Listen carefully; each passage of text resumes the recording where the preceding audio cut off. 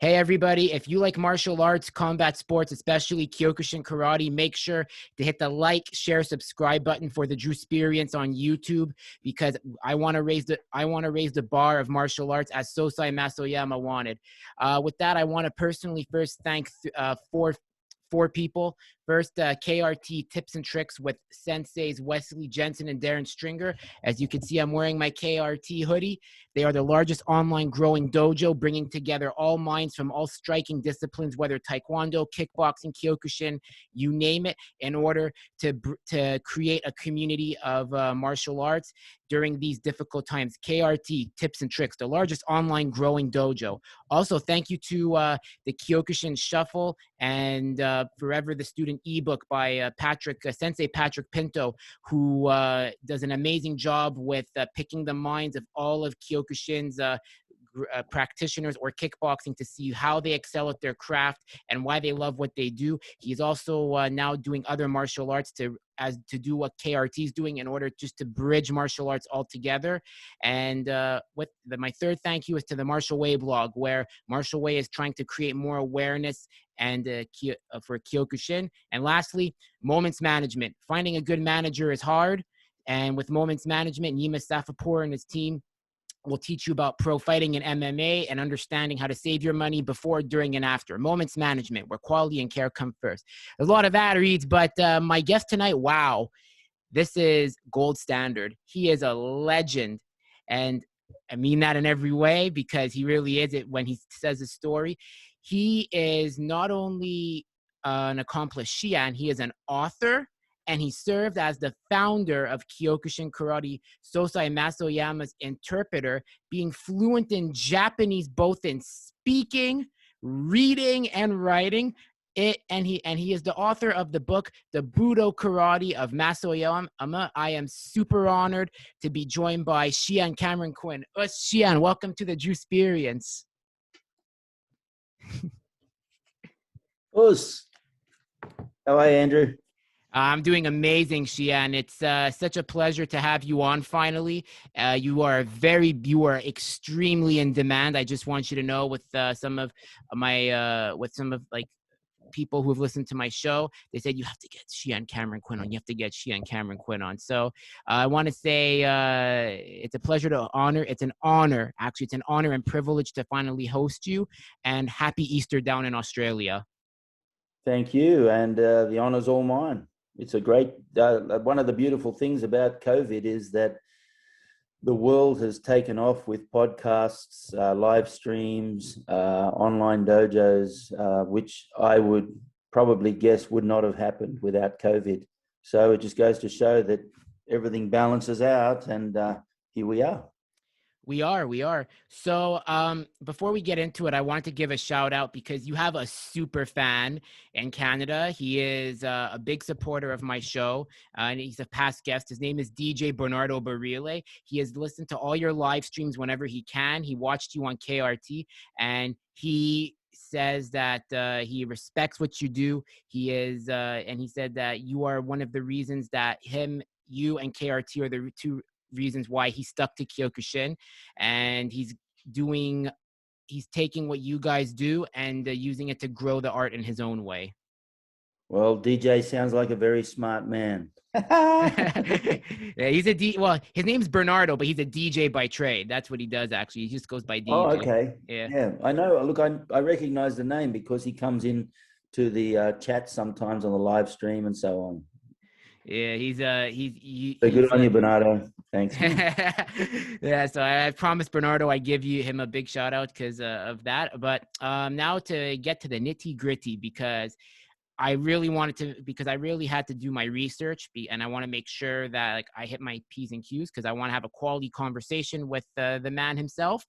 I want to know, before you became a Shihan and before becoming Sosai's translator, who was Cameron Quinn before, and how did you discover martial arts? And with that, how and why did you take to Kyokushin? Look, I think probably most people's story is fairly similar. You know, you grow up, and provided you grow up in a reasonably safe and happy environment, there's not much going on. You're just a kid growing up, seeking an education and, you know, looking for friends and looking for approval and happiness and all that stuff. So I was just a young child, just enjoying life. I mean, I grew up in probably one of the most salubrious environments in the world, right here at the Gold Coast. You know, we spend time at the beach and we put the zinc cream on our face. Have you ever seen that? I don't know if you do. What, you know, sometimes you see guys when they ski even, they Yes. put the white zinc cream on, right? And I realized the other day, I think from about the age of 6 until probably 12, when I started training karate, I had a permanent zinc cream stain on my face because life was just down the beach, in the river, fishing, sailing, running around. It was so much fun. I mean, and you know, one of the I just thought of it then. Growing up at Surfers Paradise was booming. It's a tourist resort which is very similar to Miami, Florida, and we had this endless growth of high-rise buildings, and the builders would go to work and take their Coke and whatever, and then they'd leave the Coke bottles there, and my buddy Mark and I would go climbing up these buildings being built, and we'd collect the Coke bottles, and we'd cash the Coke bottles in, and for 6 Coke bottles, you could get into the Saturday matinee at the cinema, which was 2 features. For 6 bottles, so 30 cents, you get into the cinema, and another 4 bottles, another 20 cents, you get a milkshake and a packet of crisps, you know. So life was good. Life was a lot easier. And that's about really all we were doing. I had no consciousness of doing anything particular other than just to get out and have fun.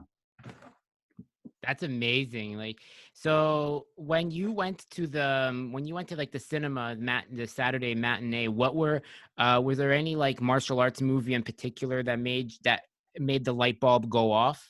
Yeah, actually, look, martial arts movies didn't really exist as a genre.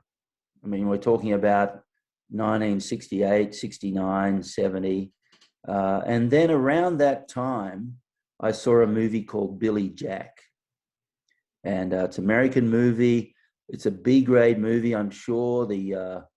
When I think back on the acting, I don't know that it was, you know, mainstream or anything like that. It was a B-grade movie. But the whole thing was there was this guy named Billy Jack who was a Hapkido master, I think.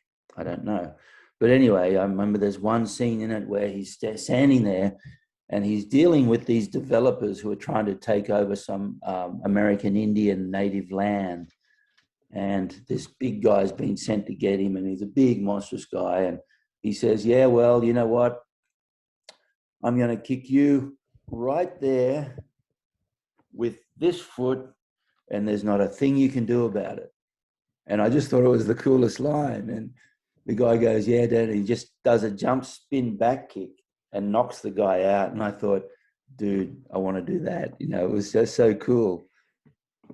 That's amazing. For me, it was Dolph Lundgren who got me into martial arts because I liked him for like fitness when I was 15. So I can relate to what you just said there because and then when I found out Dolph Lundgren did karate, I was kind of wanting to do martial arts always, but I just at the time wasn't ready yet. But I always wanted to. And when I saw that Kyokushin logo, I said, "Ooh, I want to do that like Dolph." And eventually, Well, lucky for you and yeah. lucky for me. I mean, Dolph, seriously, many people in Kyokushin know about Dolph.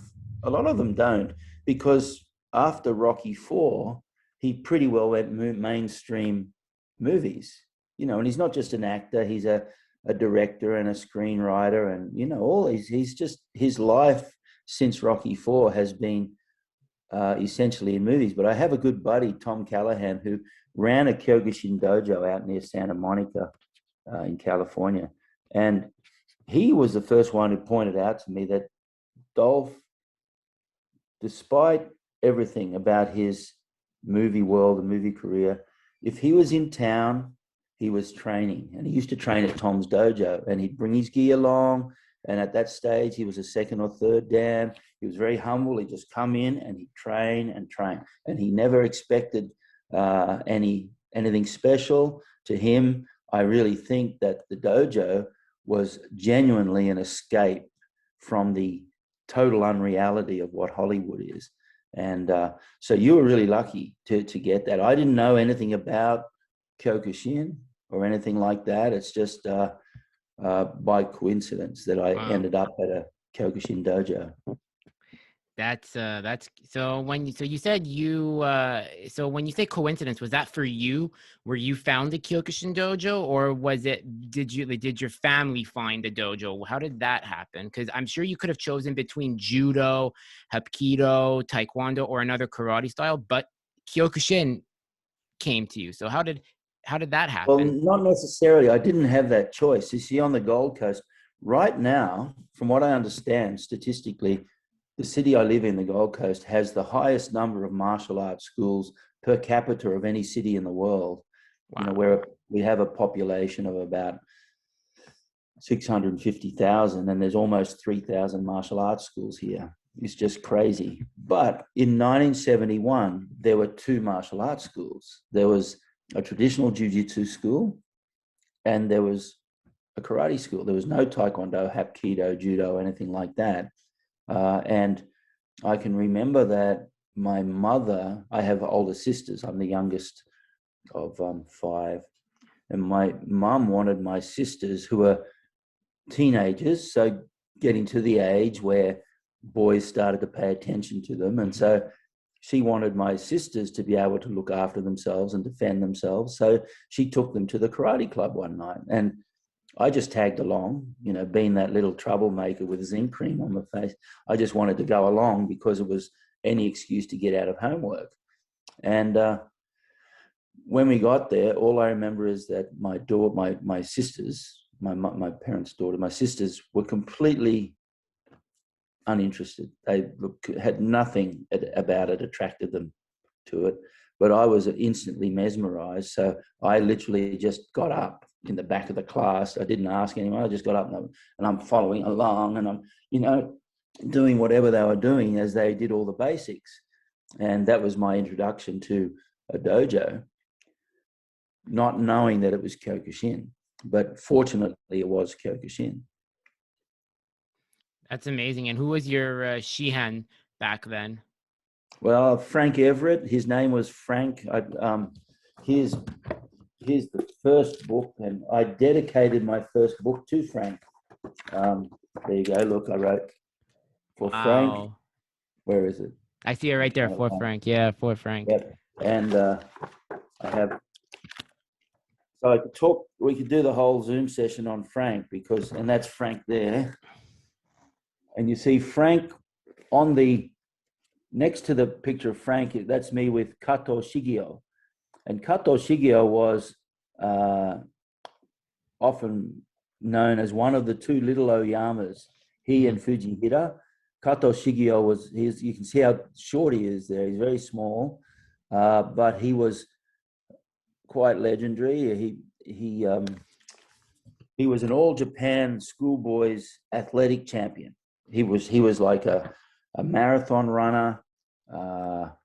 It was nothing for him, literally, I'm not exaggerating. It was nothing for him to run 20 or 30 Ks every day. That's just what he did. And he came to Australia in 1968 and brought Kyokushin. And Frank, who had been training with a very nice man named Tino Sobrano. Now, Tino Sobrano was one of the original Goju instructors in Australia. He was Filipino, but I think he may have come from Hawaii. But anyway, he was Frank's Goju instructor, and then Kato Shigeo turned up, and the word got out because Frank was also quite short. He was about 5'4". He was dedicated to training his entire life. He was an undefeated Golden Gloves boxing champion before he started Kyokushin. He was famous because amateurs and pros don't fight, but in the military, they do. And he knocked out the Australian pro champion in his weight division in the final of the military championship. And he was the most inspiring character. He just lifted people. He knew how to get the most out of people. So not just myself, but so many really good Kyokushin people in Australia were touched by Frank, by his personality. He was such a nice guy. His favorite saying, he had a poster on the wall of his gym which said, "There are no strangers here, just friends we haven't met yet." And so that was his whole attitude of life. So that was Frank, and I was really, really blessed to walk into his dojo and have someone like that inspire me. And I was only a little kid, and Frank was 5'4". So I remember the first time I saw him, I walked in, I looked up to him, and I thought, boy, if I train hard, one day I'll be as big and strong as him. But anyway, yeah, great guy. He passed away My number of years ago. condolences. Yeah, but and the funny thing was, no one ever saw Frank sit down. He rarely sat down. He was always moving, and he had a gym, and the gym counter didn't have a chair behind it. He would stand behind it. He would never sit down. So at his funeral, they stood his coffin up. That was their way of paying homage to him. He never sat down even after he was dead. That's amazing. That's quite a way to do that. And so now you're basically, growing up, so you have Frank was your first Shihan. Now in the 70s, you went to Japan, right? That's when you made your first trip to Japan. So that's correct. Yeah. I want to know, how did you meet Sosai Oyama? Look, it's nothing special in those days to meet him because he was extremely accessible. He was at the dojo every day. He was training every day. When I got there, he was only like 52 years old. When I put that in perspective, that blows my mind when I think about it, because I'm 62 now. So I'm 10 years older than what he was when he had created this multi-million member karate organization and inspired people all over the world. So he was very accessible. My goal was to go to Japan to train with him. But, no internet, no communication other than letters. So I didn't write to anyone, or I didn't necessarily get in touch. I just worked out a way to get to Japan long term, and walked into the dojo one day and signed up. And there you have it. As I'm signing up, even as I'm signing the form, there was a bit of a kerfuffle behind me, and people are lining up. I didn't even know how to bow properly. I mean, at home you copy your senpai, but none of them had ever trained in Japan either. So we would do things, but it was slightly different to Japan. That's okay. So when I turned around, the whole kerfuffle was because Masayama was walking in, and he looked over at the signing counter, and he literally walked up to me, and my legs are going to jelly at this stage because he had a very powerful presence. Oh boy. Especially at 52. I mean, at 52, he was still very powerful, man. But anyway, he walked over and he goes, "Oh, welcome to my dojo." And he shook my hand, and I shook his hand, and that was that, and I didn't get to train with him because at that stage, really, I think the only people who trained with him were Uchideshi special. They did a couple of sessions. I just used to train in the morning session. My instructor was Hiroshige senpai, who trained Midori, Kazumi, Yamaki, all those guys.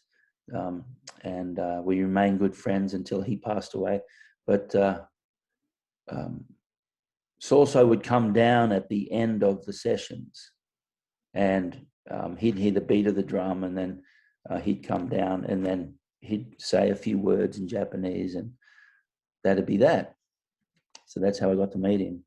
Did he ever speak? I know, like, because my next part is like, my next question, it's a two-part question, is why do you think he chose you as his translator? But before that, we go into that, when you first met him, because you said that he said, oh, he's like, oh, welcome to my dojo. Did he say that in Japanese or English at the time? No, he said it in English. I mean, look, he spent a lot of time overseas, so he could actually understand a lot more than people gave him credit for. But when you speak some language but not all, you always use an interpreter, especially someone like him. The fact that I acted as his interpreter, sometimes I have to qualify that. I never say necessarily that I was his interpreter. I say that I interpreted for him and translated for him a lot of the calendars and a lot of the programs for tournaments and things like that. He would get me to translate stuff. He would get me to translate important letters and so on. But I just happened to be there at the right time, or not even the right time, at a certain time.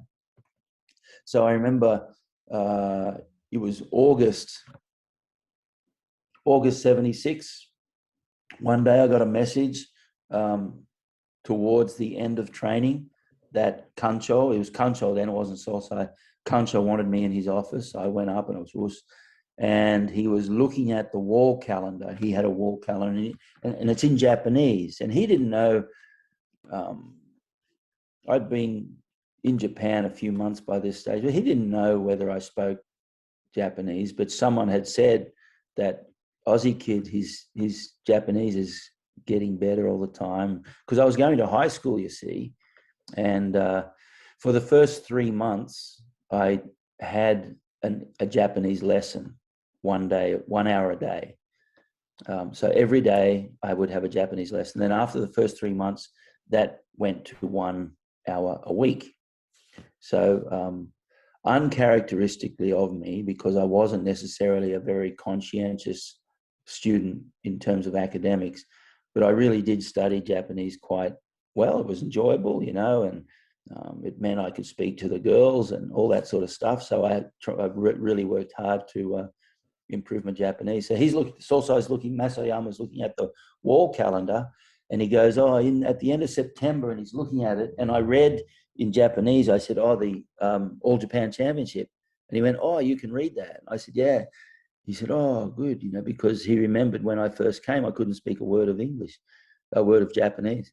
So he said, will you be here for it? And I said, yeah. He said, okay, because I've got some overseas visitors coming and I need someone to interpret. So that's all it was. I just happened to be the only Japanese-speaking, non-Japanese student at the dojo at the time. Students would come and go, of course. And so that was that. And it was really fortuitous because it was the 8th All Japan.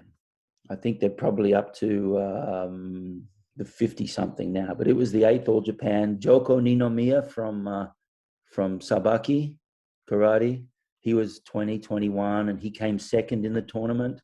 His instructor, Ashihara Shihan, was there. And so we had Shihan Bobby Lowe, Shigeru Oyama, Yasuhiko Oyama, Miyuki Miura, Peter Chong, Luke Hollander from Europe, Peter Chong from Singapore, and then a number of other people came along from overseas. So it was really good for me, not only to be able to interpret for them, but for them too. See, the World Tournament was only the year before. The first World Tournament was only the year before. And there was no one there really to be able to officially interpret for them. So for me, it was just the most amazing opportunity, because I was 17 years old and I got to meet people like Antonio Pinheiro, Luke Hollander, and all those people that I rattled off before. I'm sitting there at the dinner table having dinner, and the guy next to me was Japanese, and I said, gee, your English is good. Where did you learn English? He said, well, I live in America. I said, oh, wow. I said, my name's Cameron. It was Miyuki Miura, and Miyuki Miura he was a legend in Kyokushin. He was mentioned in this is karate and advanced karate and so on. So it was such an opportunity to actually meet and mix with these people, you know. That's amazing. Now, the eighth all tournament. This was when, like 1979, beginning of 1981. You'd say, like I'm just No, giving it. 76, Okay. 1976.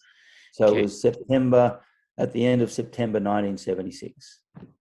That is such an I think this is where we start to see the development of not only with martial arts but in film, with more martial arts coming out. I think it's the late 70s. You have James Bond. Bruce Lee's legend is still burning, you know, even though after he passed away, like I believe 3 years prior in 1973, if I'm not mistaken.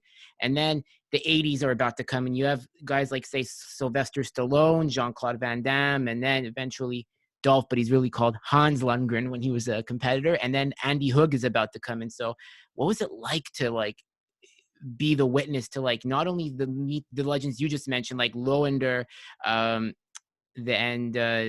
and maybe say like Hanshi Arniel and amongst others, but you're seeing like history happen before you when you look back. What was that like? Yeah, incredible. Andy turned up in 1984 at the Third World Tournament. So I helped interpret at the Third World Tournament as well. And Andy was a brown belt. So when you look across the range of fighters, the world tournaments are what they are. In those days, there was a very broad gap between the guys who were really good and the guys who weren't so good. Countries were still developing in terms of Kyokushin. A lot of them really didn't understand full contact fighting. And so when you'd look at the guys, you go, yeah, maybe he'd be good, or he'd be good, oh, he's good. And then you'd see a brown belt, and in your head, you'd think, well, he's only a brown belt. And then, and then Andy got up and fought. And already as a brown belt, he was something special. I remember, because I was interpreting, I was right at the edge of the mat, and he came down off the stage after one fight, and he looked quite young. I'm guessing he was probably maybe 19 or something like that. I don't know. But he was just dynamic on the mat. He wouldn't take a step back. He's full of courage, full of technique. See, there are three aspects, as you're probably aware, what we call shingitai. Shingitai. Shin is the mind. Even as I'm explaining it, I'll write it for you. But I appreciate that, by the way. I always like reviewing and relearning just to make sure, because I got to stay constant with my terms and all that. Well, it's fun anyway, because, so let me do it like this. So I just use this little app. Yeah. And I use a pen. So let me get the thickness right.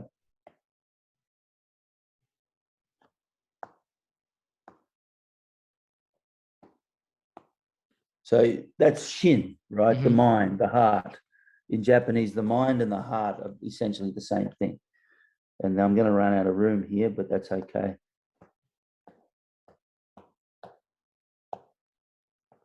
And then shin and gi. Gi means waza, or technique. Okay. And then the third aspect is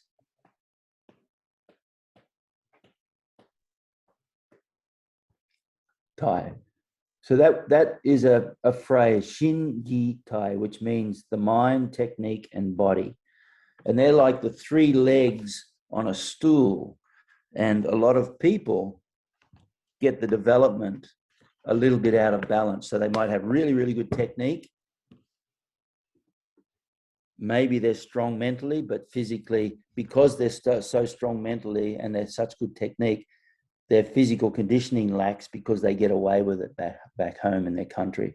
Or they might have really good technique and be super, super fit, but they haven't got the mental capacity. Then they don't have the courage or the indefatigable spirit of fighting. Or they might have the mind and might have super fitness, but their technique's lacking. So most guys will have at least 2 out of 3. And then this young brown belt from Switzerland comes along, and you can tell he's got all three. He's just the whole package, you know. So it was exciting to see that. I remember he bowed out of the third world tournament, but he was still like, even when he lost, he had that stiff upper lip. He just, in his head, that was just the beginning. He had no intention of quitting there and then. And then, of course, in the fourth world tournament that I fought in as well, I think personally it was almost a privilege and an honor to fight in the fourth world tournament, because you had Matsui, Andy Hug, Adamir da Costa, who was just my idol in terms of tournament fighting. He was the greatest. He fought Michel Vadel from Europe. So the South American champion versus the European champion. I think that went for 5 extensions, and he beat Michel Vadel. No one beat Michel Vadel. He was the complete package too. You know, Michel Vadel, I think, is a perfect example of why I love Kyokushin so much, because here is this incredibly strong, gifted fighter who clearly trained hard and developed amazing skill, yet he's a university professor. What? You know? That's amazing. And people say one of Kyokushin's weaknesses is that they don't have head punches, but I disagree. I think it's actually one of its strengths, because every martial art is defined by its movement philosophy. And its movement philosophy is quite often separate to its tournament competition philosophy. So, for example, judo focuses on the throws.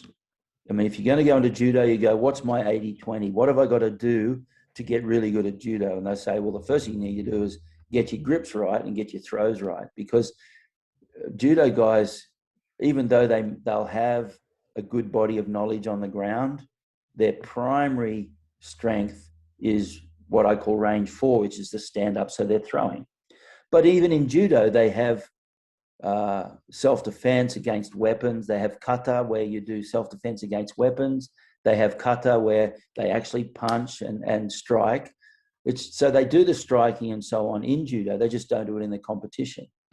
Then you take something like BJJ, whose focus is not so much the stand-up, but on the ground. So they're the best on the ground. And they also train to defend against strikes and kicks and so on. And then in Kyokushin, we focus on range 1 and 2, the punch and kick ranges.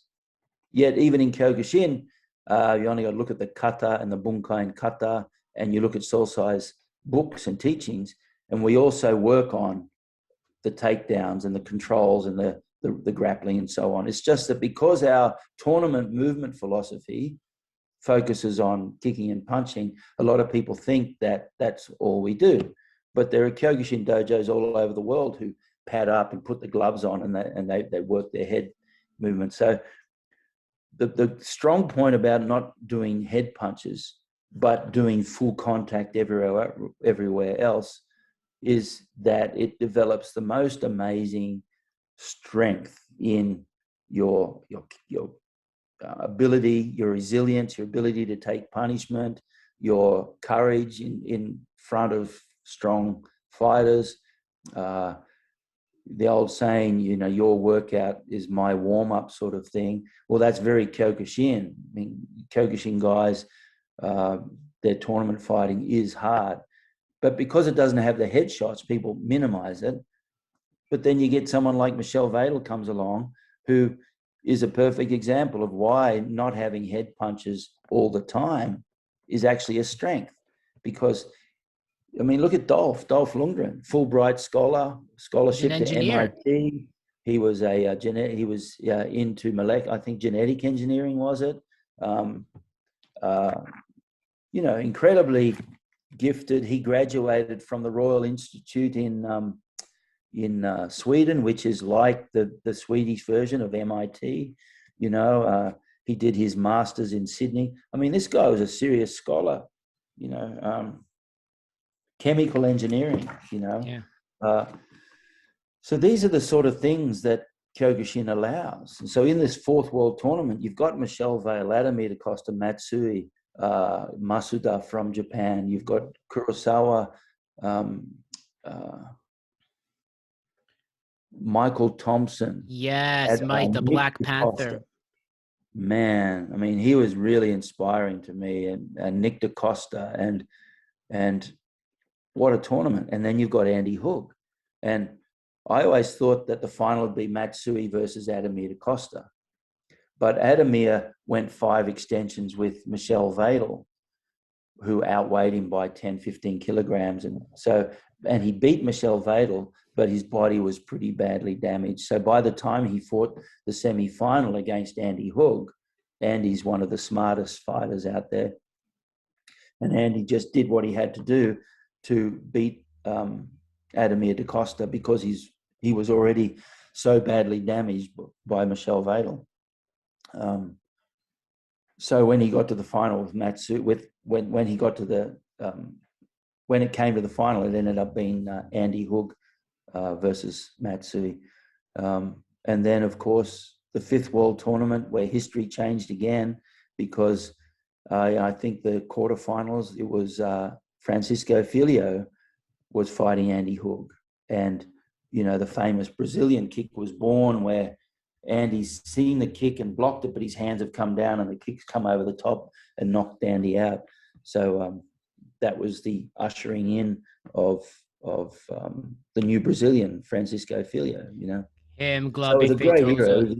Feitosa. And even Sosai said that the 80s was the period of development of Kyokushin, that it really, tournaments started in the late 60s. A testimony to Sosai is that tournament rules have hardly at all changed. They're almost exactly the same as they were 50 plus years ago. So Sosai really got it in that respect. The 70s was that period of development and growth around the world, and the 80s was that period of real growth and consolidation and tournament fighting and so on. That's amazing. Like for me, when I hear stories from like the names you're ringing off, like for me, another legend in terms of what he's accomplished as a fighter, but also a teacher, and the impact is Shihan Felix Tamaza from England. I'm sure you know of Shihan Felix. Yeah. He was Of like course. he was the teacher of Darren and Wesley, and like a shout out to those two too for helping me connect with you. But what they learned from Felix is to be like humble people. That stems from also Hans Chiarnio, but Felix is another one that's I like to put in there is like, what his impact is for Kyokushin. Felix's impact outside of UK was quite minimal, but his impact in the UK was out of this world. Yeah. He was really influential in a lot of fighters. I mean, look, UK is, it was unfortunate that they left the mainstream Kyokushin, but they kept going anyway, because, Steve Arneal, he had a choice. He was the coach of the first non-Japanese team to beat the Japanese in WUKO, the World Unit Karate, non-contact karate. And before Kyokushin tournaments were really going, Steve Arneal was the coach of the British team. And the team of 4 fighters that beat the All Japan team was 3 Kyokushin guys and 1 non-Kyokushin guys. The Japanese hated that because they kind of minimized Kyokushin. They said it really wasn't karate per se. It was just brawling. I think a lot of that was media. But anyway, so Steve Arneal had this amazing history of teaching tournament fighters how to fight really well. And with that background, it translated over in what they call clicker in England, of course. And that clicker fight style of fighting, which really encouraged amazing movement, is where guys like Felix, Jeff Wybrow, who's amazing. I remember Jeff in the Second World Tournament. Nick DaCosta, Dave Pickthall, Michael Thompson, and of course you've got guys like Wes and Darren, and what an amazing world that they have. So even though, to be quite honest, their technique is somewhat different to mainstream Hombu, Japan Hombu, karate technique, but that became their strength as well, because Steve Arneill's ability to teach movement was, I think, just out of this world, another level. That's amazing. And and it's just like all those names. I mean, yeah, some of them, as mentioned, maybe not internationally, like in world tournaments, but just the impact they had. Because like when I hosted Felix on my show, like I said, hey, I got Felix Tamaza coming, like that came on my show. Everybody was like messaging me, like, oh my God, this is an amazing story. This guy, and what he did in Europe, like for Europe within like England, is like it's amazing. Like, you know, like I had like people that said, I had Felix as a teacher at this point. I'm so happy to see he's doing well. Thank you for doing this. And yeah, like it's just amazing what you see these people do, not outside of the tournaments, because yes, the tournaments are good for, like, let's say they're, if they want to own a school, but how they impact communities is what makes this art beautiful.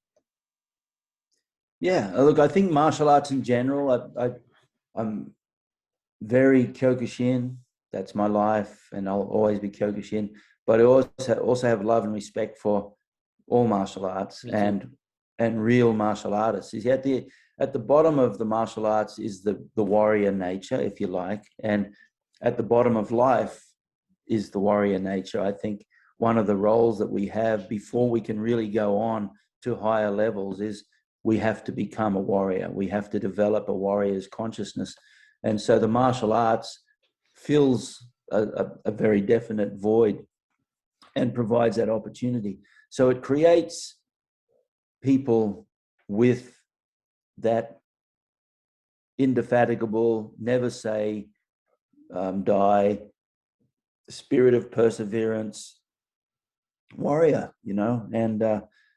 And so I love Kyokushin. There are reasons why I prefer Kyokushin to other styles, but I have another person who's been tremendously influential in my life is, well, a couple of them, but is Benny the Jet, Benny Urquidez, who was not Kyokushin, but he was the first guy to go to Japan and really tear the Japanese up in kickboxing. You know, he was one of the early pioneers of kickboxing in America.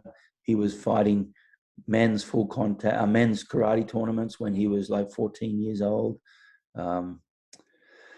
He was very influential in my life because whenever he came to Australia, even to today, whenever he comes to Australia, I'd make a point of going along and training with him. And his movement philosophy, the principles of how to load power and how to move, really profound in that respect. So I'm diehard Kyokushin, but I've always loved to be able to find people from any style and learn from them. I mean, one of my most enjoyable experiences was when I was living and training in Japan in 1979. I had a friend of mine, Shuji. Shuji was, he lived in Australia with us in 1974 as a student, and or 75 perhaps, can't remember.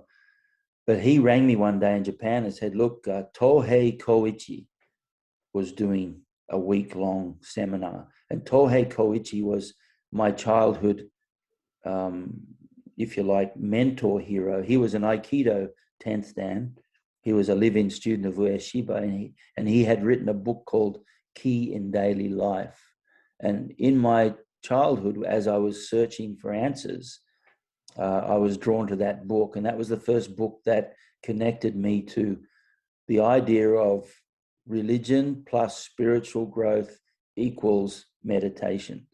And it was a hybrid Aikido form of meditation, but he was the first one that actually said, hey, there's this idea that you have where you sit down, you close your eyes and you breathe and you go quiet. And that was very different to my Presbyterian Christian upbringing, where there was none of that. It was all about, you go to church and you listen to the talk, and religion in that respect was the socialization aspect where you'd have community. Whereas Tohei Koichi, and I'm talking about 72, 73, going through boarding school, and then 74, I really got into his book, Key in Daily Life, where he actually taught the idea of sitting in Seiza or sitting cross-legged and sitting with your back straight and focusing on your breath. So the opportunity to train with him was like, yeah, boy, oh boy, I'll do that. So Shuji and I would meet every morning at about 5 to 6 in the morning, and we'd attend Tohei Koichi's morning session, which went from, I think, 6 till about 8:30.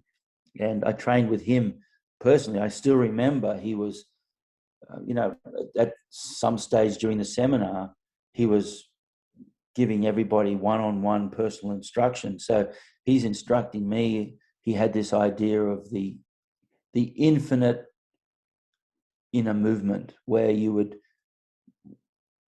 to keep strong and light in your Seiza, he would have this idea of infinitely smaller movements, and half of a half of a half of a half never goes to zero. So in what would happen is he would teach this idea that your Seiza is infinitely alive. You would never just settle down in Seiza. You would always have this consciousness of the spine in Seiza and the energy moving in the spine, and you were always prepared because your Seiza was always alive, and that would start with this movement of infinitely smaller and smaller movement. And I can remember him teaching me this, and it's just, I remember thinking, wow, what an opportunity to train with someone like Tohei Koichi, outside of Kyokushin. Sosai knew I did this. I entertained ideas of training in other martial arts and kickboxing and all this sort of stuff. But I always let him know, and I started refereeing different martial arts. I refereed Shuto and shoot boxing and Muay Thai and kickboxing, and I even refereed at UFC at some stage and did some early MMA fights in Australia. And Sosai always knew about it. The MMA came after Sosai had passed away. Yeah. It wasn't even called MMA then. It hadn't been coined as MMA.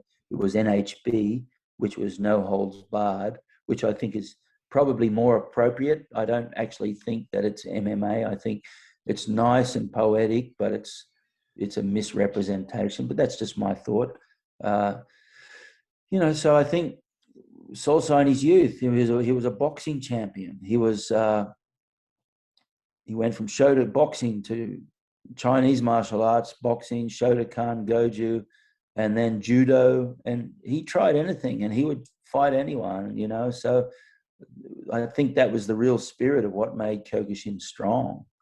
The problem is when Kyokushin became an established martial art in itself, then a lot of people closed their eyes and stopped looking outside. But, in the early days of the Oyama Dojo, it consisted of people who'd come from all these different styles and so on, So that Kyokushin's nature was always very eclectic. And I don't think we should lose that spirit. So, you got to be loyal to Kyokushin, but you need to be willing to test yourself against the fighting movements of other systems. So as I said, if you want to call yourself a martial artist, you can't be ignorant of the fundamentals of all martial arts. There's nothing stupider in my head than to walk around with 5 or 6 or 7 stripes on your belt, and you have an 18-year-old kid who's been training down at the local MMA gym, walks in, double legs you, takes you to the ground, and there's nothing you can do. Well, why have you got 7, 6, 5 stripes around your belt if you don't understand the fundamentals of bridging the gap from one range to the other and how to deal with that? And this is why Sosai's books, What is Karate? This is Karate, Advanced Karate. If you were to look at all the techniques that he taught, I think, off the top of my head, I think about 13 or 14% of what he taught are techniques that are permitted in tournaments, in Kyokushin tournaments. The other 70% is things like headbutts, elbows, stand-up grabbing, grappling, takedowns, and groundwork. Yet we minimize that in Kyokushin because tournaments are the visual, exciting part, sporting aspect of Kyokushin. But you can't deny that. And so I think for me anyway, especially as you get older, pain hurts. As Bill Wallace, Superfoot Wallace says, pain hurts. It ruins your whole day. Why would you want to get involved in pain? Kyokushin tournaments, there is no doubt that you expose yourself to a lot of pain. But as you get older, you can't do that. Anyone will tell you, retire from tournaments, move into your 40s and 50s and so on, and you just can't do that full-on impact training all the time. The body doesn't heal as quick. So what you do is you get inside, you learn to bridge the gap, you can control someone on the inside, you can rest your head on their chest, control their arms, and it's the safest place in the world to be. Whereas if you're out in kick range and punch range, the body's losing the youthfulness of the 20s era tournament fighting is a real drawback. That's just my coffee machine turning itself off. That's okay. So I think it's really, really important to be 100% loyal to Kyokushin, because pretty well everything that you need in life you can find in Kyokushin. But you also have to recognize that if your Kyokushin has been centered around tournament fighting, then you've actually limited yourself quite significantly. So you need to get out there and open your eyes. Very true. And I think that's where, I want to take the next question to Bunkai, because I watched one of your, I actually watched one of your videos, and it was about a week ago when I don't know if it was a week ago. Actually, okay.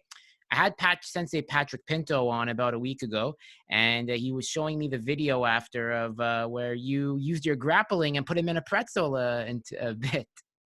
So.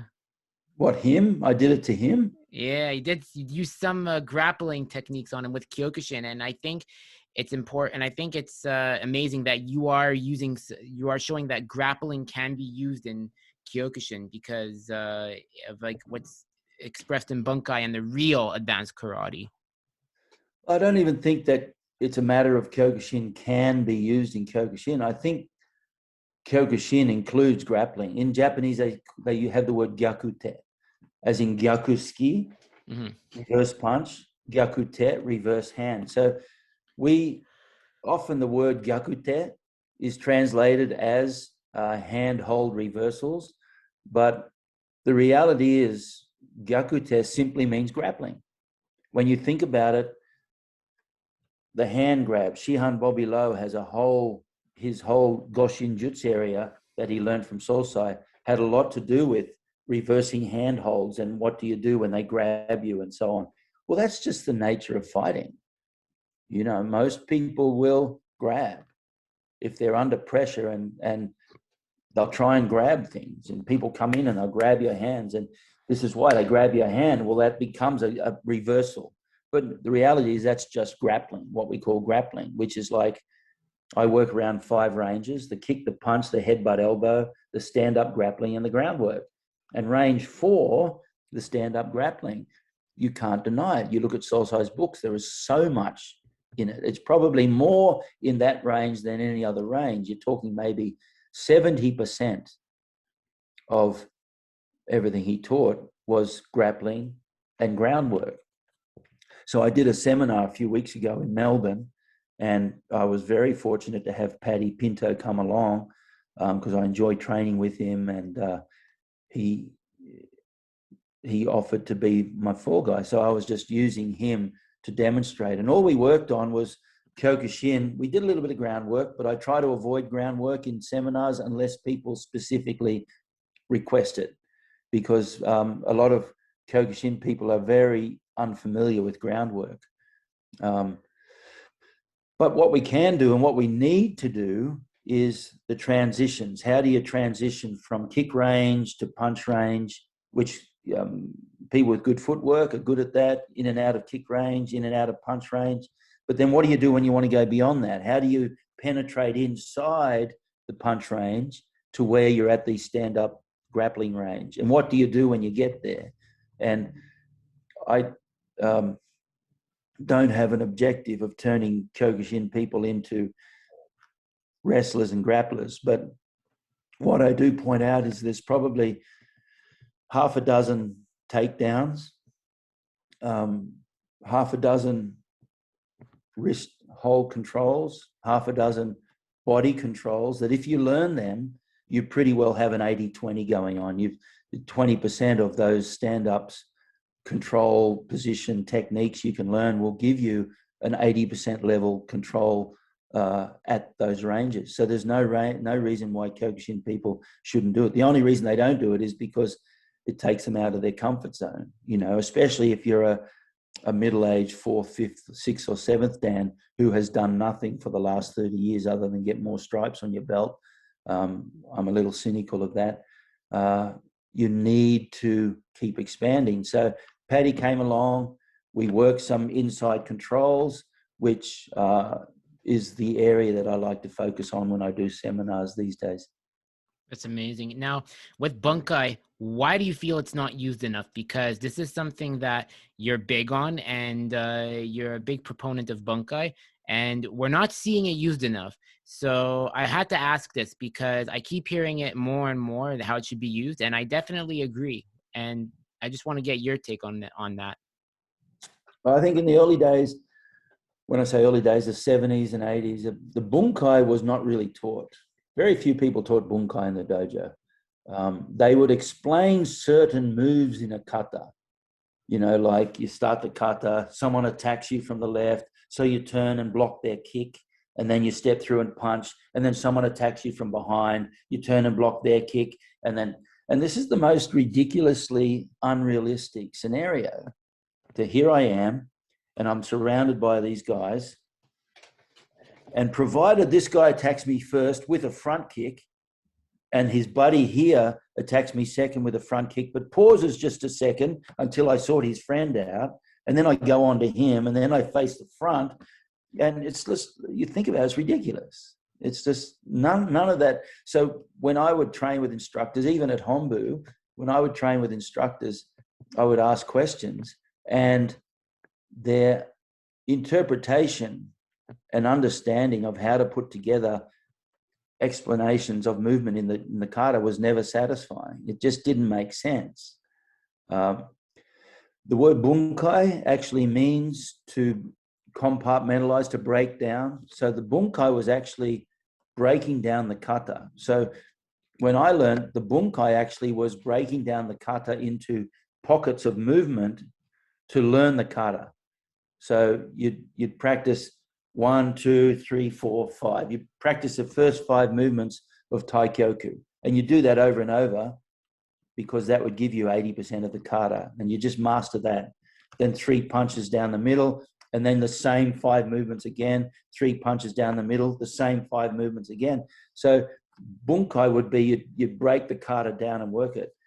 Then there's another word, oyo in Japanese, which is the application. So bunkai actually became connected and was known as the applications. And I would train with different people and get inklings of their applications. But it wasn't until I started to analyze the 5 ranges and work on the principles of transitioning from one range to the other that the bunkai started to make more sense.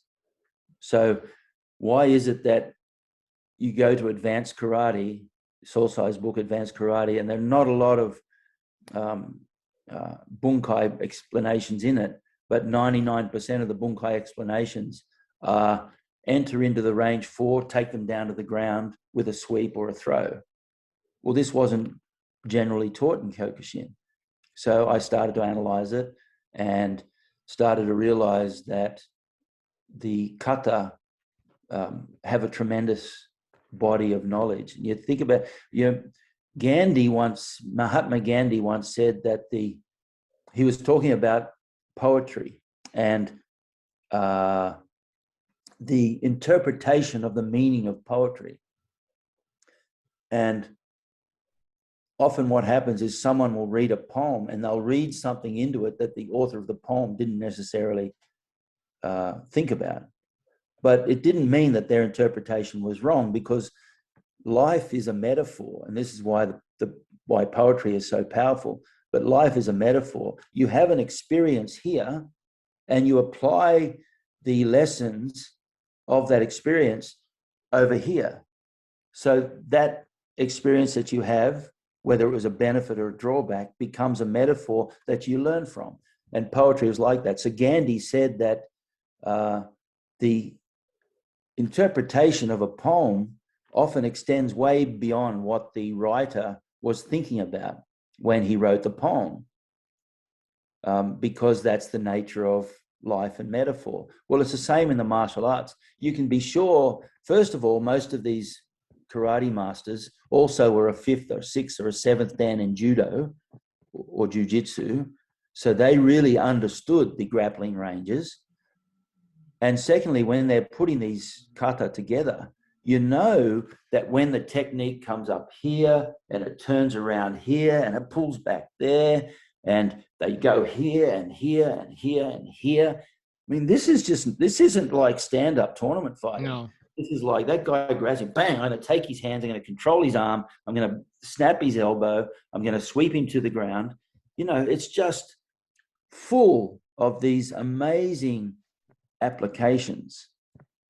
The catch to interpreting those in applications is the understanding of the movement philosophy of range 4 and 5. So I've known dojos that have spent many years, way beyond what is normally done in Kyokushin. They've spent many years working on their grappling, but because they have no fundamental grappling experience, they're kind of like the blind leading the blind. And then they can spend 10 years doing these grappling things. And then someone will come along who's been training for 6 months in a grappling art like judo or sambo or jiu-jitsu and just tool with them, play with them. So it's really important, if you want to understand Bunkai, you have to understand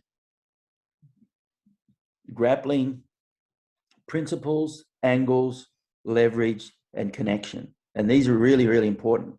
How do you connect? What is the best angle? You try something, it's not working. You take one step, an angle, and they literally fall down because you don't understand the principle that you're working on. You're actually fighting yourself. But if you understand the principle, they just fall over. So it's really important that people base their Bunkai study on sound principles. So in the new book, I've written I extended that quite a lot. Miyagi Chojun, who is the founder of Goju, he spoke a lot about Bunkai, and he developed what's called Kaisai no Gendi. Kaisai no Gendi. And this is a Japanese thing which I haven't seen in Kyokushin ever before. Sosai studied it in Goju under his Goju instructor, Sonei Chu. But anyway, I added a whole section on the Kaisai no Gendi to, I mean, look, everything Sosai did. There's a great photo of Sosai up there. Oh See boy, that? he's doing his he's definitely applying it. Yeah, he's doing the grappling thing. You know, if you did that in a tournament, you get disqualified. And people could go, "What are you? What are you doing that for? What are you, you know?" So the thing about tournaments is that it's exciting and it's simple to understand. Even in the early days when I was refereeing MMA in the early days, people who didn't understand grappling would go, "Come on, boo, stand them up," you know, and then someone would get knocked out and they go, "Yeah, we understand that." It's, you know, someone goes crack and knocks him out. Yeah, you don't have to be technically oriented to understand when one man knocks out another. But when it goes to the ground, I keep watching these guys on the ground and I'm refereeing, I'm going, wow, what he just did. He moved his body 2 inches that way and adjusted his elbow, and it changed the entire complexity of what was going on. And you can't see it for a start. And in those days, people didn't realize it. And so it just got minimized, you know, it just got,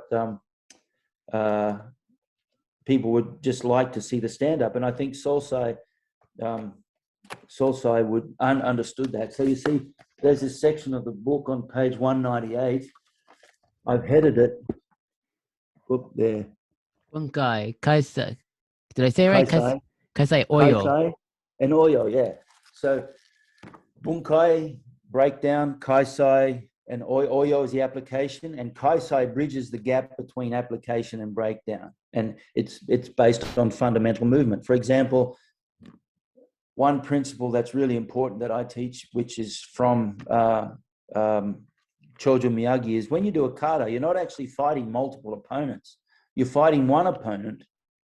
But as you know, from a tournament fight or a dojo spar, you don't just stand there like this and fight. And if he goes over there, you pull him back to here and fight.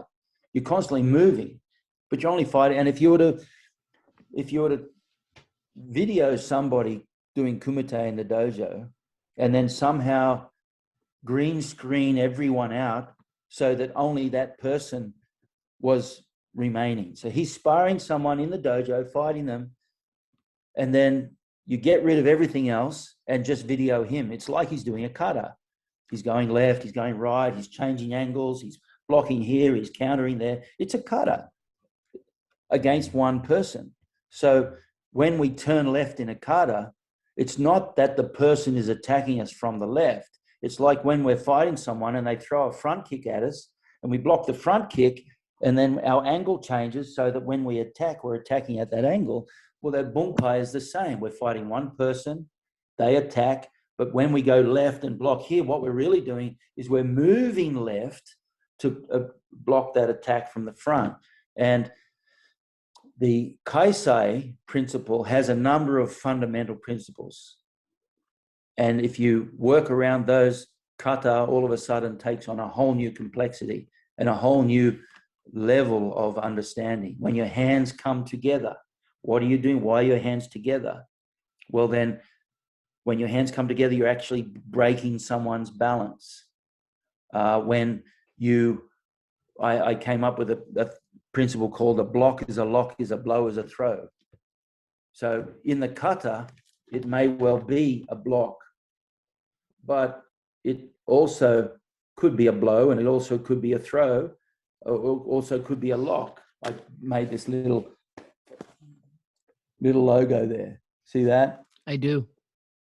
A block is a lock, is a blow, is a throw. So for example, at the end of Pinan 2, you turn around, you block down, you block up, and you step through, right? Block down, block up, step through an upper block.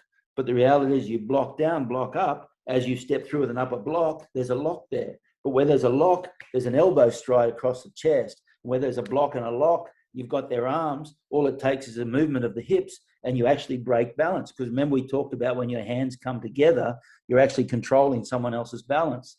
So if you have what I call connection, if you're able to connect more and more of your body with them, then whenever you move, they move with you. You have control of them. It's that simple. So we block down, block up, step through with Jodan Uke. This is Pinan 2, right? The end of Pinan 2.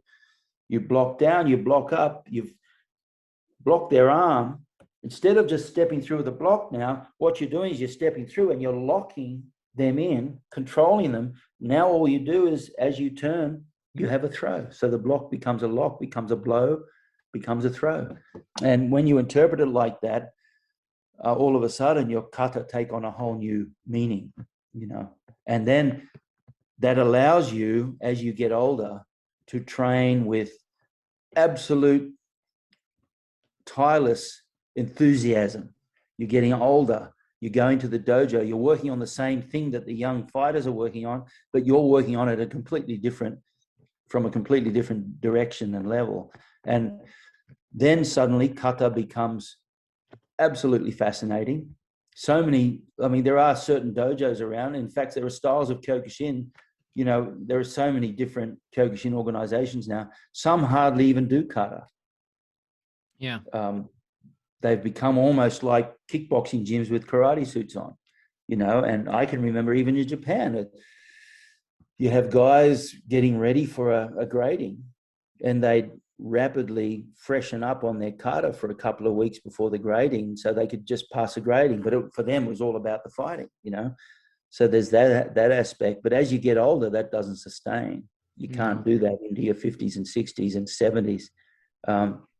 And so Bunkai, kata is beautiful. And then when you take it a step further to the bunkai, the breakdown, and then the kaisai, the interpretation of the breakdown, and then the oyo, the application of those interpretations, it's a stunningly beautiful, exciting, enlightening experience. Changes your whole nature in your training.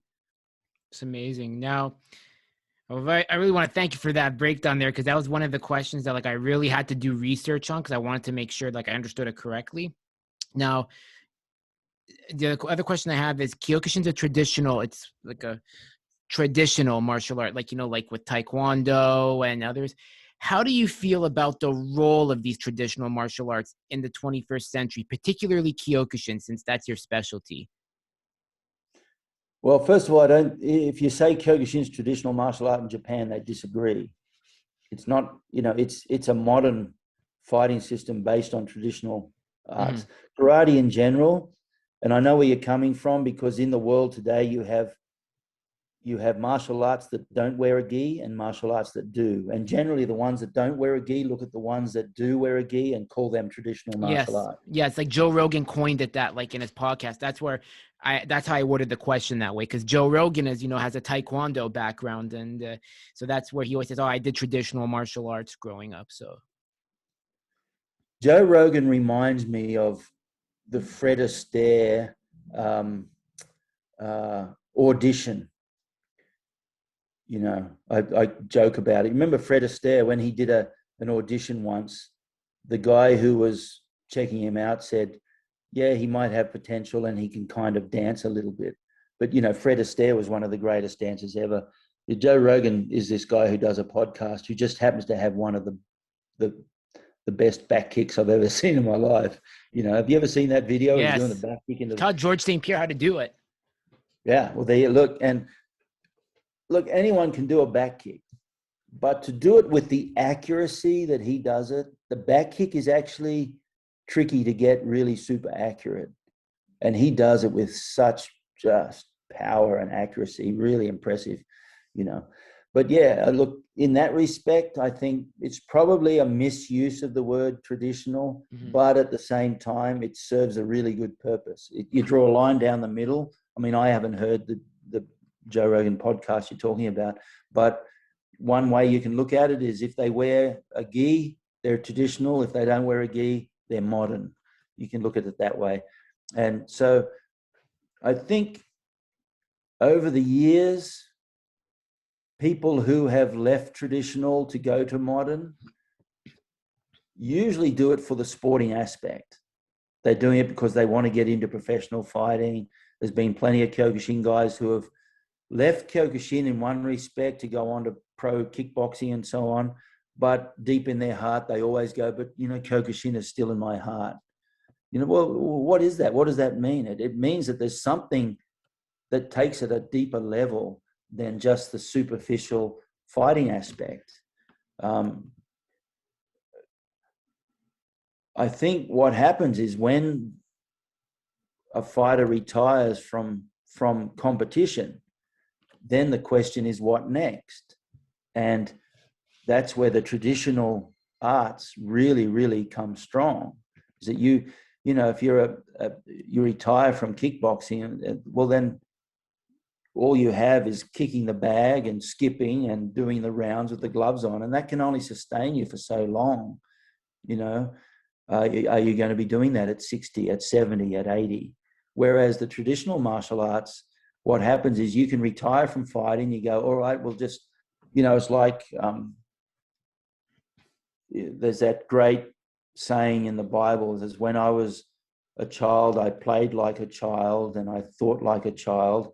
But when I grew up, I put aside childish things, and it's like, when you're in your teens and 20s, you've got to whip. Frank Everett used to say, just whip the body.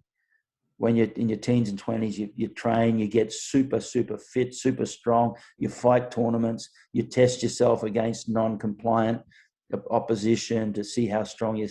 But then one day you put aside those things, and you start to realize that the depth of your martial art that you have is so incredibly beautiful. And what the traditional martial arts, in using it in that respect, offers is that it allows you to continue training into your 50s and 60s and 70s, and not only keep training, but also keep learning something new all the time. Because if you're training the same way year after year, you're not really doing anything.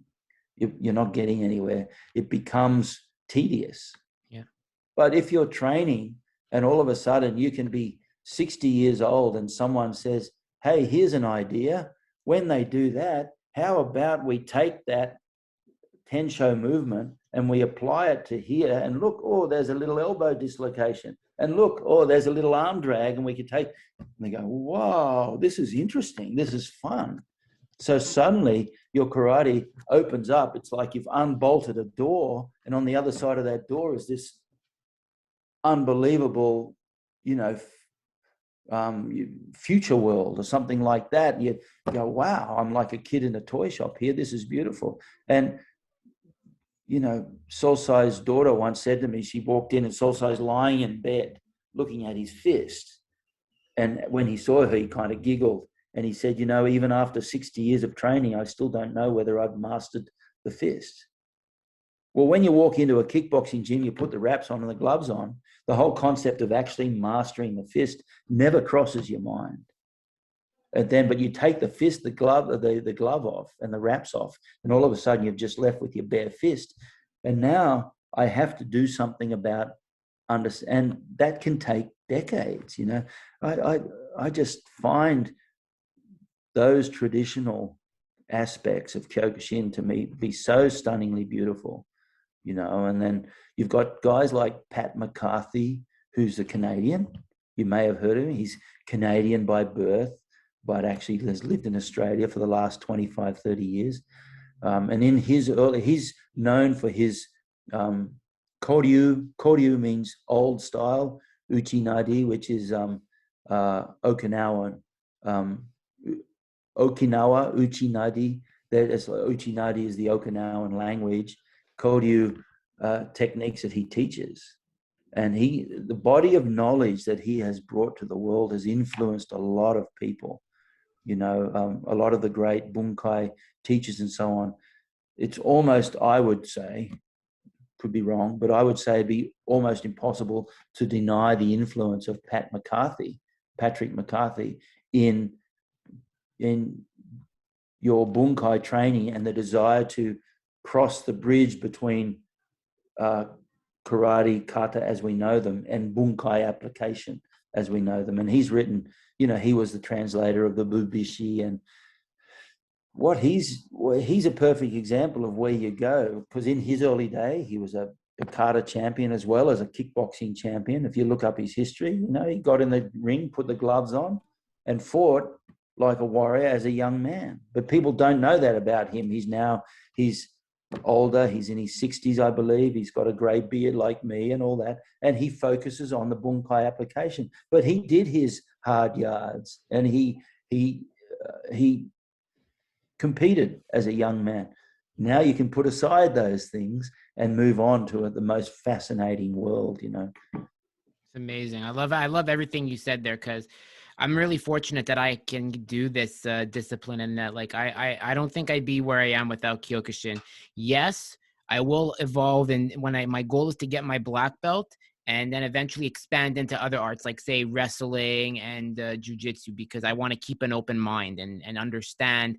Because martial arts doesn't matter the discipline. It's if you do any form of it, it's, as you said at the beginning, where your Shihan had the poster that said, "We haven't met, but we're friends." And I like to really, I know I'm butchering the quote, but I wanted to paraphrase that. I respect any person that gets on the mat or that gets in the ring or on the tatami, because they're doing what 99, probably 95% of whenever do. Everyone's romanticized to fight, but they'll never understand what it's like to train and prepare and the process. You have to love the process. I am on hiatus from competing, but when I am coming back, and I miss that process, I miss fighting for something. I have my why for why I fight. And if you have a good reason for it, you can do so much with it. And that's what I think is amazing, what you said about, really about like when you're young, do it, because eventually you're going to understand the levels of it after. Well, here's the thing too. In my opinion, there's only one martial art. And what we describe as martial arts are all just variations of that. The human body, you can only punch and kick in so many different ways. You can only grab. There is a most efficient way to choke someone. There is a most efficient way to armbar, or there is a most efficient way to hit someone. So there's only one martial art because there's only one fundamentally shaped human body. What separates martial arts, besides their historical and cultural background, is the philosophy of movement that they adhere to. So like I said, you can pretty well break it down to 5 ranges. Well, then you analyze it. Taekwondo is a stand-up fighting art that probably 90% focuses on the kicks, especially since the Olympics, because that's how you win the gold medal. You win with kicks.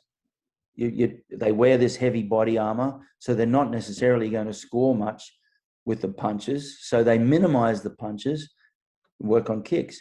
Kyokushin works on the kicks plus the punches. You take the gloves off, you take the protection off, all of a sudden you can knock a guy out with a good body shot. So Kyokushin does that. You take the kicks away and then you've got boxing. So boxing focuses essentially on the second range, the punch range, a little bit of the inside grapple range when they tie guys up, but generally it's a punch range. And then you have Muay Thai. It takes the kicks plus the punches, plus the elbows, plus the stand-up grapple. The Muay Thai grappling is just some of the best takedowns in the world, and then you put the kicks aside and the punches aside and the headbutt and elbows aside, and then you have judo, where they focus on the throws, and sambo and BJJ, they focus on the throws and the groundwork. So essentially, it's all one martial art. It's just what creates the variation is which part of that martial art they choose to focus on. Yeah. And therefore, I find that what creates that division is different people are drawn to different aspects. Mm-hmm. Some people just go, yeah, I don't like that grappling stuff. I just want to knock someone out, and some people specialize in certain aspects of it. You look at Andy Hook, he specialized in the kick range, probably as much as, if not more than, most Kyokushin fighters, yeah. And then you have Glenn Sharp from England. You remember him from the third world tournament, I think. He just used to blast people out of the ring with his power punching. And then you have Gary O'Neill. Yeah, Gary O'Neill Gary is a different thing. I mean, he won most of his fights with good kicks, but people minimize the fact that what made his kicks work was that essentially he was a puncher. And I know I was talking to one Japanese All Japan champion who was about to fight Gary in a tournament, and they said, we think we've got him worked out. And their theory was that because Gary predominantly is a mover with a kicker, they'll just get inside, shut his movement down and out punch him. And that guy said to me after he fought Gary beat him, he said from the first punch, he knew that he'd completely miscalculated, because they saw Gary as a kicker, but in actual fact, he was a puncher who just happened to kick really well. He was predominantly an incredible puncher. And it doesn't look like much, because when you see his tournaments, he's just hitting and he's moving at the same time. But when he would hit you, you'd realize that he had mastered the art of loading body weight into a punch. Mm-hmm. For his weight, he could punch harder than most people 20 Ks heavier than him. Amazing. So, yeah, but that's another example. His style, focus. And he was completely not interested in the grappling. We'd be doing the grappling and stuff, and he'd do it as part of the Bunkai training, but it didn't interest him that much. Another fighter that I like is Sam Greco. I wanted to bring up with you. Slam and Sam. Yeah, I mean, unbelievable. What he did was, when he left Kyokushin, in 92, he went full on into kickboxing and all of it. And I think him doing that was really good for him because it gave him an opportunity, one, to express his personality, and two, he just was the most explosive puncher, you know. And he's another example of someone who's gone from Kyokushin, kept the Kyokushin in his heart sort of thing, but took it into professional fighting. And Peter Graham, Peter Graham, the chief from Australia, he was a K1 fighter, did really well. Like I'm still learning about all these names. Like, you're gonna have to, like, after this conversation, you're gonna have to like ring me all the names I have to do my homework on, because I got to step it up, because I understand like the big names like the Fihos, the Hoogs, the Michael Thompsons, the Kancho Ichi who created Saito Kaikan and then K1, like, and amongst others. But like, I think it's like I feel like I have to learn from Master Yoda himself here for to pick up my knowledge, and that's a compliment. I just want to say it's a compliment, because like it's I like thought you were talking about my ears. Look, Sam Greco is super famous. Yeah. You know, Peter Graham is really well known in Australia, and he's well known in Japan too, because he went into K1 as well. He beat Badahari, knocked him out, broke his jaw in 5 places. And he was a Kyokushin guy. He's actually grading for his second dan in Kyokushin in a couple of weeks. So he still has those traditions. I love and respect all these guys, you know. And then Judd Reed is doing what he did. He is really, I went and watched one of his fight nights recently, and he's really keeping Kyokushin strong in that respect with good, solid tournaments and so on. So, but these guys are all Australian. So it's you know, there's no reason why you as a Canadian would necessarily know them. That's okay. You know, there are lots of fighters all around the world I have no idea about. We're kind of cousins in a sense, not because, you know, Commonwealth wise, Canada, Australia, the UK. Like, I was telling this with Patty, I said England is like the proper cousin, the proper, you know, older brother that wants the Canadians to be like proper. The Canada's kind of in the middle, and then you have Australia that's like that, like I guess a lack of a better term is liberal cousin or uncle that says, you know, just enjoy life. It's not too long, so just be you. And that's why, you know, like I say, like, you're like a Commonwealth cousin in a sense. We are related. When King George declared war on Germany, he did so on behalf of Great Britain, Northern Ireland, and the dominions thereof. And the dominions thereof were Canada, New Zealand, South Africa, and Australia. So South Africa, New Zealand, Australia, and Canada are like the cousin bros of the UK. You're right. So we have a lot in common. You know, I think I like Canada. Man, I love going to Canada. I just wish I could go again. But it's like it's taken on.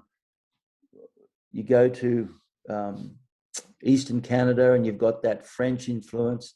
But Quebec is a power. That's where I am. I am in Quebec. Yeah, you've been to Quebec. Tabernacle. I like that. You know a few swear words. I take you must have met guys like such as Shihan Pierre Cataford, Andre Gilbert, Reynald Lamar, I'm assuming, Dan Coyle. Yeah, Andre Gilbert taught me that. I didn't know it was a swear word. I thought it was nice, so I'll stop saying it. But yeah, you know, and I love going to Quebec, and I go over there and train with my buddy Hugo Perez. And Canada has that influence from America, but it's also got that British side of it. So it's a real beautiful mix of all these cultures.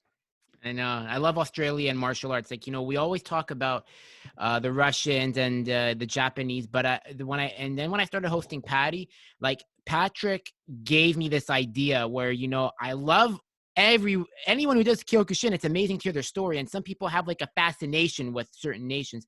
I'm half Iranian. My dad's Iranian, so I understand Iranian is also another powerhouse in its own way, but the politics of the government restrict their fighters from getting the spotlight that they deserve.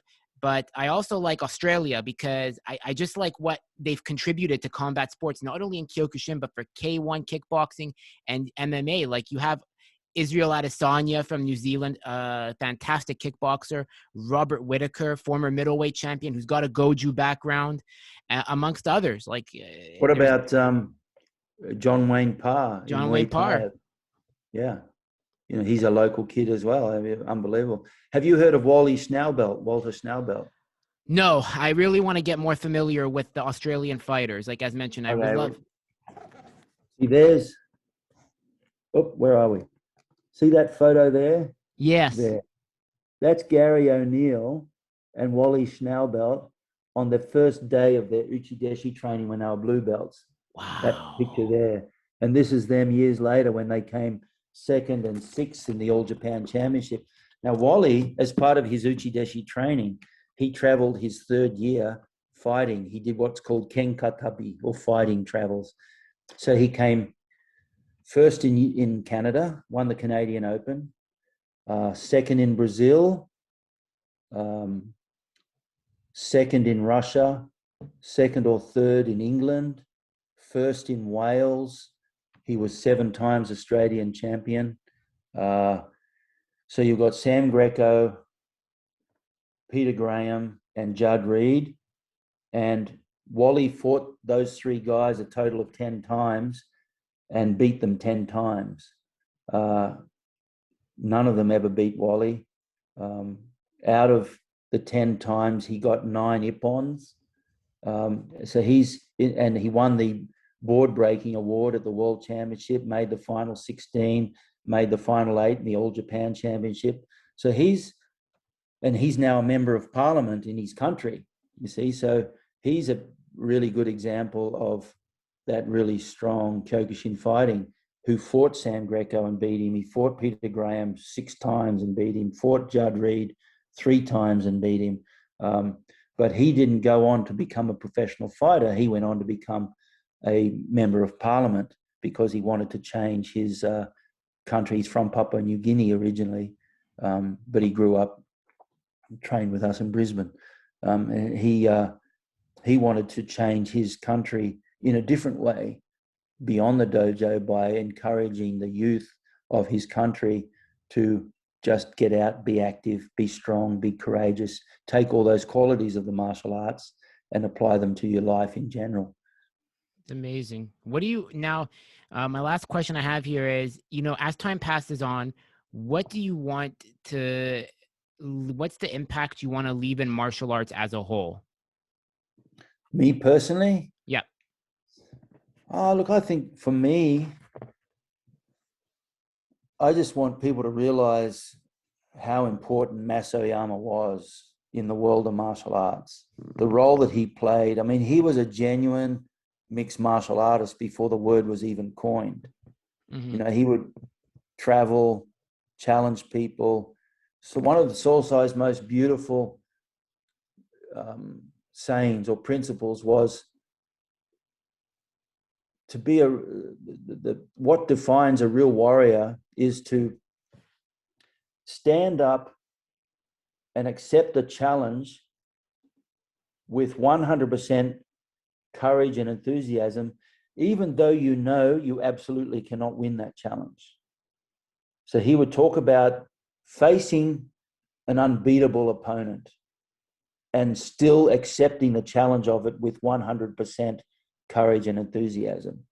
And this is what Sosai did. And that's what built Sosai's incredible fortitude. I mean, people talk about it. Nick Pettis has talked about it, where people who knew Sosai, you talk about the power of his gaze. And we talk about this sort of thing as though there's something, it's like, it's almost too much to believe. But the fact of the matter was, Sosai would reduce men to jelly simply by the power of his gaze. Now, to be able to do that means you have 100% confidence. I met a gentleman once, very nice man. He's now a 9th Dan in a non-Kyokushin style. But Sosai introduced me to him. And he said, Cameron, this is my friend. He said, I've been challenged on the phone, in the newspaper, in magazines, on radio, on TV, but only one man had the courage to walk up to me and challenge me face to face, and this is him. And that guy's going, oh, that was a bit embarrassing. That was a long time ago. And I said to him later, a couple of years later, So when you challenged Masai Oyama, what chance did you give yourself? And he said, at the moment I challenged him, it was 50-50. 10 seconds later, it was 90-10. And 15 seconds later, it was 100-0. Because Masai Oyama had such power in his will and such control over his mind that if you challenge someone and you do something to set the situation up to give yourself some sense of control and superiority, it just didn't happen with Masai Oyama. If you challenge Masai Oyama, in 15 seconds, you realize you have zero chance. And for him, it was all about, you read everything he ever wrote, it's all about the spiritual nature of the martial arts. For him, the martial arts was a spiritual journey. And so for me, I don't think necessarily it's my personal legacy. I guess when you die, whether you like it or not, you've left something behind, whether it's good or bad. That depends on what you chose to do. But for me in the martial arts, I guess, especially by the book, the whole idea of the book is, that's why I didn't call it the Budo Karate of Cameron Quinn. There's hardly any mention of me in it.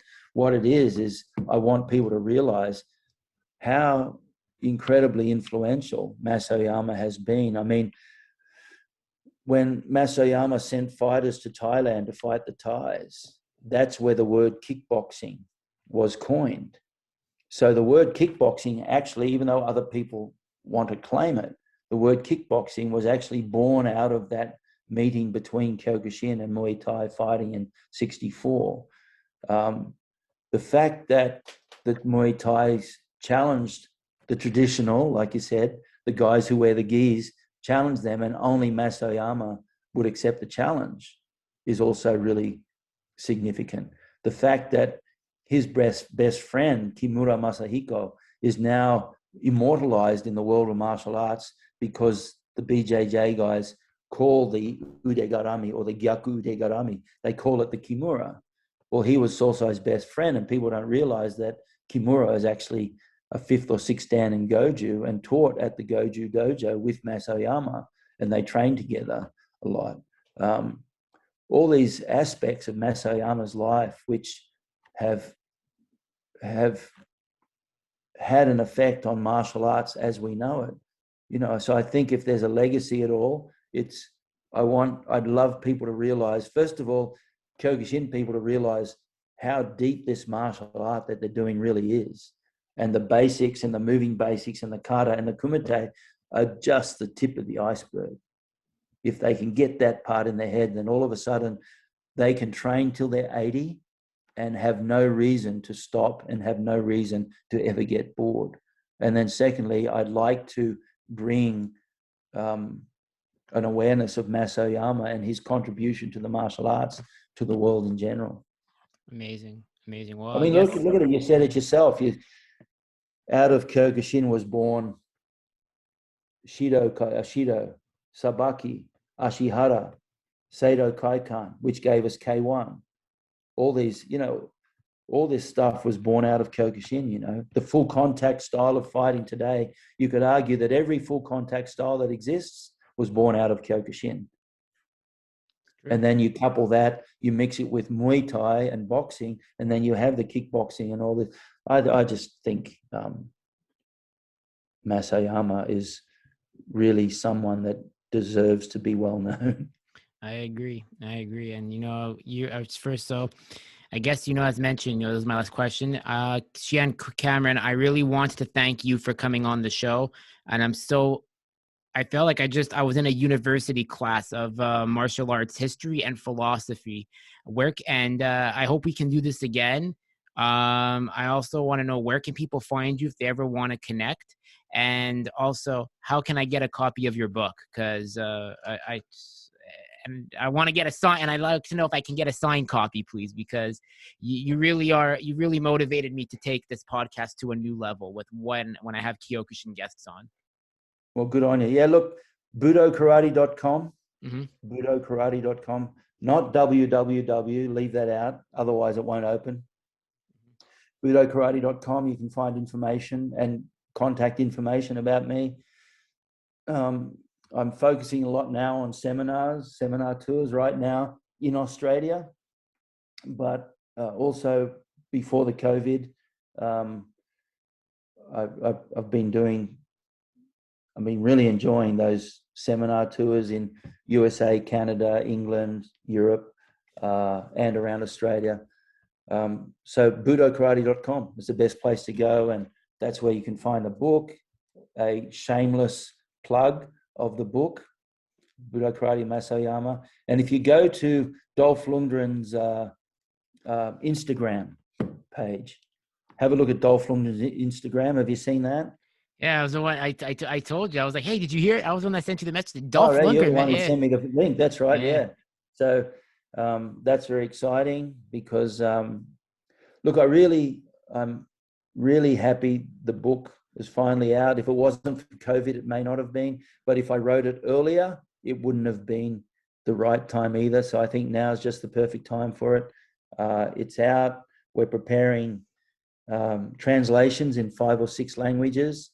We're doing a very limited edition coffee table, large format version with some pretty special artwork in it. So budokarate.com. There you go. Perfect. And I also want to give a huge thank you to Wesley and Darren for really, putting in good words for you to like take the chance to come on, because it's not every day I get someone of your stature to come on. So it was really a huge honor to Well, host you. I call them Wes and Dazzle. Wes and Dazzle can move a bit. I mean, how good are those guys? And that KRT, man, give it a shout out. I started shouting out last year because, it's one of the best, if not the best, online training platforms you can find. Unbelievable. And I think what they're doing to contribute to Kyokushin is incredible. If you're not online with the KRT guys, Yeah. why not? It's that simple. You Just should get be. on, do it. Like, I support them full and full. They support the Drew Experience, my show. And like, we're all trying to do our role to like raise the bar with the Kyokushin Shuffle, my show, the Drew Experience, KRT, Martial Way blog. We just want to like show like what Masao Oyama's legacy is and raise the bar of why Kyokushin is so rich. Yeah, indeed. Good on them and good on you. Thank you. It was so Shihan, if you ever want to come on again, the door is always open, and I hope we can do this again if ever you're willing.